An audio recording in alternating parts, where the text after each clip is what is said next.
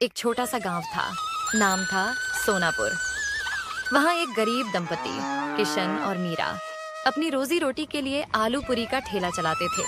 उनकी पूरी का स्वाद लाजवाब था। मसालेदार आलू की सब्जी, ऊपर से हरी मिर्च और धनिया की खुशबू, और फूली फूली गरम पूरी। लेकिन पता नहीं क्यों अब उनके ठेले पर कोई आता ही नहीं था। उसी गांव में मोहन नाम का एक आदमी भी आलू पूरी बेचता था। उसके ठेले पर रोज इतनी भीड़ रहती कि जगह भी नहीं मिलती थी। एक दिन दो ग्राहक वहीं बात कर रहे थे। अरे भाई, ये मोहन की पूरी में वो बात नहीं है। स्वाद तो किशन वाली पूरी में है, पर जाने क्यों पैर खुद ब खुद मोहन के ठेले की ओर खिंच जाते हैं। सही कहा रे। पहले तो रोज किशन की पूरी ही खाते थे। उसकी आलू की सब्जी में जो तीखापन था वो तो मजा दे देता था। हाँ, अब तो बस मन ही नहीं करता उसके ठेले पर जाने का। उधर किशन अपने ठेले के पास अकेला खड़ा चुपचाप सब सुन रहा था। वो मन ही मन बोला, पहले तो मेरे ठेले पर भी भीड़ लगती थी, अब सब मोहन के पास क्यों जा रहे हैं? क्या उसने कोई जादू कर दिया है क्या? उस रात मोहन ने अपना ठेला जल्दी समेटा। सारे आलू पूरी बेच चुका था। घर पहुंचते ही उसकी पत्नी सजन बोली, जी, आज तो अमावस्या की रात है, याद है ना? हाँ याद है। तुमने तैयारी कर ली?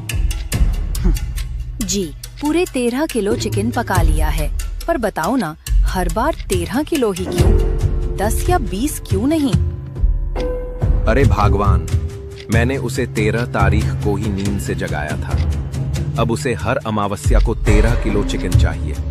अगर नहीं दिया तो हमें ही खा जाएगा। सजन कांप गई। क्या? आपने उसे जगाया क्यों? मोहन धीरे से बोला, पगली, उसी की वजह से तो हमारी पूरी बिकती है, वरना हम भी किशन की तरह बैठे रहते। उसके कारण ही हमारे अच्छे दिन आए हैं, उसका शुक्र मानो। दोनों कुछ देर खामोश रहे। बाहर हवा में अजीब सी सिहरन थी। फिर मोहन बोला, चलो अब सो जाओ, मैं जाकर उसको चिकन खिलाकर आता हूं। आखिर वो कौन है जो हर अमावस्या को 13 किलो चिकन मांगता है? अगली सुबह सूरज की किरणें गांव की पगडंडियों पर फैल चुकी थीं। मोहन अपने ठेले को चमका रहा था। तेल गर्म हो चुका था और पूरी तलने की खुशबू पूरे चौराहे में फैल रही थी। उसके चेहरे पर वही आत्मविश्वास था, आज फिर भीड़ लगेगी। उधर किशन अपने ठेले पर उदास बैठा था। बर्तन सजे थे, आलू की सब्जी तैयार थी, पर ग्राहक कोई नहीं। वह मन में बोला, कभी मेरे ठेले पर भी भीड़ रहती थी। अब तो जैसे गांव वालों को मेरा चेहरा भी नहीं दिखता। आप SKY की अनोखी कहानी सुन रहे हो। तभी गांव में शहर से आए एक दंपति दाखिल हुए, राकेश और नेहा। उन्होंने एक गांव वाले को रोका। भाई साहब, हम नए आए हैं इस गांव में, नाश्ता करना है, बताइए कहाँ मिलेगा अच्छा? सबसे बढ़िया नाश्ता तो मोहन के ठेले पर मिलता है, यहीं पास में है। दोनों ने शुक्रिया कहा और चल पड़े। जब वे मोहन के ठेले के पास पहुंचे तो वहां भारी भीड़ लगी थी। अरे जी, यहाँ तो बहुत भीड़ है, कितना इंतजार करें। सही कहा, चलो कहीं और देखते हैं। तभी नेहा की नजर पास में पड़े एक सुनसान ठेले पर पड़ी। देखो उधर, वो ठेला कितना साफ है और खुशबू भी कितनी अच्छी आ रही है। हाँ चलो वहीं चलते हैं। वो दोनों किशन के ठेले पर पहुंचे। किशन ने उन्हें देखकर मुस्कुराते हुए कहा, आइए सर, मैडम गरम गरम आलू पूरी दूं? हाँ भाई, 2 प्लेट देना। पूरी एकदम फूली हुई होनी चाहिए। किशन ने स्नेह से 2 प्लेट परोसी। दोनों ने पूरी चखी। वाह, ये तो वाकई लाजवाब है। सच में भाई, तुम्हारी पूरी का तो कोई जवाब नहीं। पर एक बात बताओ, इतने बढ़िया स्वाद के बाद भी यहाँ कोई ग्राहक क्यों नहीं? क्या बताऊं साहब, उस मोहन ने कुछ जादू कर रखा है। गांव वाले अब मेरे ठेले की तरफ देखते भी नहीं। आप शहर से हैं इसलिए बच गए, नहीं तो आपके पैर भी उसी के ठेले की ओर खिंच जाते। अरे भैया, ऐसा कुछ नहीं होता। अपने कर्म देखिए, जादू टोने पर क्यों दोष डालते हैं। इतना कहकर दोनों चले गए, पर उधर मोहन यह सब दूर से देख रहा था।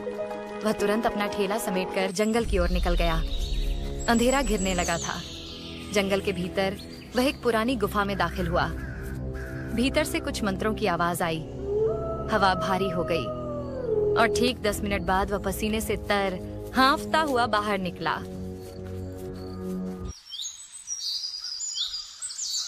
अगली सुबह वही शहर वाले फिर नाश्ते के लिए निकले। सुनो जी, पता नहीं क्यों मेरा मन उस मोहन के ठेले पर जाने का कर रहा है। अरे मेरा भी। कल तो मैंने कहा था वहाँ भीड़ ज्यादा है, फिर भी मुझे आज वहीं जाने का मन कर रहा है। दोनों हंसते हुए सीधे मोहन के ठेले पर पहुंचे। किशन दूर से यह सब देख रहा था। उसका चेहरा सफेद पड़ गया। तो अब उन पर भी जादू चल गया। जब राकेश और नेहा नाश्ता करके लौट रहे थे तो रास्ते में गांव के मुखिया मिल गए। कैसे हैं शहर वाले बाबू? कैसा लगा हमारा गांव? बहुत प्यारा गांव है मुखिया जी। बस एक अजीब बात है, कल हम किशन के ठेले पर गए थे, आज जाने क्यों हमारे पैर खुद ब खुद मोहन के ठेले की ओर खिंच गए। कुछ तो अजीब है उस ठेले में। अरे नहीं बाबूजी, कुछ अजीब नहीं। मोहन के आलू पूरी का स्वाद ही ऐसा है कि लोग खुद खिंच जाते हैं।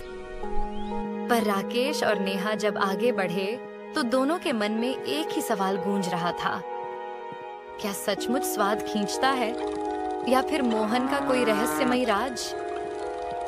शाम का समय था। किशन अपने घर में चूल्हे के पास बैठा था कि तभी दरवाजे पर दस्तक हुई। दरवाजा खोला तो सामने राकेश और नेहा खड़े थे। अरे सर, मैडम, आप यहाँ मेरे घर पर? किशन जी, जो आपने कहा था, लगता है वो सब सच है। देखा, मैंने पहले ही कहा था, वो मोहन कोई साधारण आदमी नहीं है। पर आपको यकीन ही नहीं हुआ। अब यकीन हो गया है किशन। जो आज हमने देखा उसके बाद शक की गुंजाइश नहीं बची। किशन हैरान होकर बोला, क्या देखा आपने? हमने मोहन को जंगल की तरफ जाते देखा। एक थैली में कुछ था, शायद वही राज छिपा है वहां। तो फिर देर किस बात की? चलो आज उस जादू का पर्दा फाड़ ही देते हैं। तीनों जंगल की ओर निकल पड़े। हवा ठंडी थी, पेड़ झूम रहे थे और चारों तरफ एक रहस्यमय सन्नाटा था। सुनिए, ये कैसी गंध है? चिकन की खुशबू जैसी। लगता है मोहन ने ही चिकन लाया होगा। दूसरा कौन जंगल में चिकन लाएगा? कुछ दूर जाने पर उन्हें एक पुरानी गुफा दिखाई दी। गुफा के भीतर से किसी के बड़बड़ाने की आवाज आ रही थी, जैसे कोई मंत्र पढ़ रहा हो। किशन सुनो, ये आवाज मोहन की लग रही है। मुझे डर लग रहा है, वापस चलें? नहीं नेहा जी, अब पीछे नहीं हटेंगे, चलिए। तीनों धीरे धीरे गुफा के अंदर गए। उस रात के बाद किशन, राकेश और नेहा को किसी ने फिर कभी नहीं देखा। कहते हैं तीनों उसी गुफा में कैद हो गए और मोहन का राज राज ही रह गया। अगली सुबह मोहन ने हमेशा की तरह अपना ठेला लगाया, मुस्कुराते हुए पूरी तलने लगा और इसी तरह खत्म हो गई कहानी एक लालची आलू पूरी वाले की।